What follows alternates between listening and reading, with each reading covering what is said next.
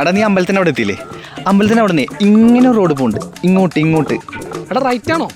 പക്ഷേ എടാ ഇങ്ങോട്ട് കണ്ടില്ലേ? ആ അമ്പലത്തോട് ചേർന്ന് ഇങ്ങോട്ടൊരു വഴി കണ്ടില്ല. ചേട്ടാ മനസ്സിലാവുന്നടാ, സ്ട്രൈറ്റ് ആണോ? അല്ല ഇങ്ങോട്ട്. കാലപ്പണ്ണൊക്കെ വിളിച്ച എന്നെ വേണം പറയാം.